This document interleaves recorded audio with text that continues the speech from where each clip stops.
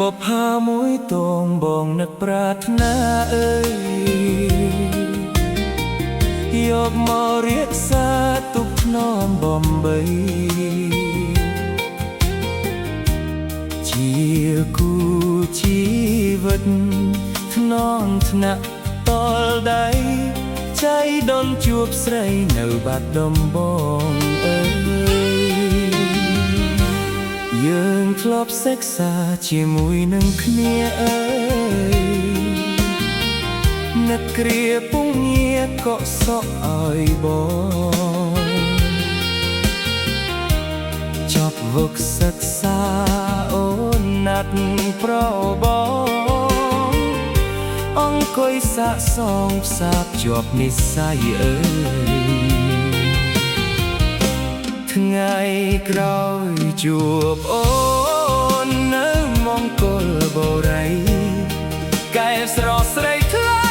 កិច្ចមកពីបងអូនភ្លេចសន្យាមែនទេនួលអមដែលធ្លាប់ប្រាប់បងថាស្នេហ៍លោកស្រីអើយឥឡូវឃ្លាតកាយតែចិត្តនឹកគេអើយចង់ជួបមាននៃឆ្លើយឆ្លងមកផងខំឆាតរកស្រីតែខំបងឡ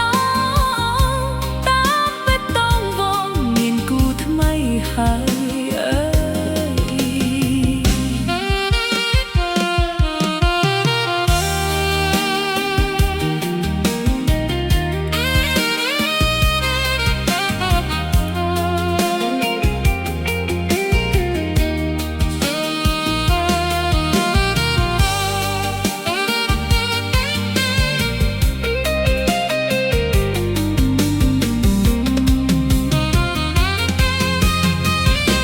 ថ្ងៃ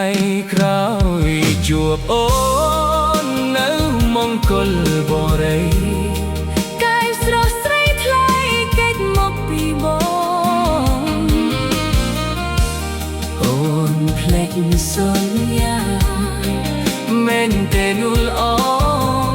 ដែលធ្លាប់ប្រាប់បងថាស្នេហ៍លោកស្រីអើយឥឡូវឃ្លាតកាយតែចិត្តនឹកគេអើយ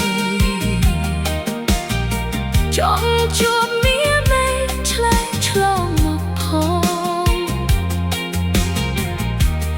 ខំឆាតរកស្រីតែខកបំណងតាមពេលតងវងមានគូថ្មីហើយ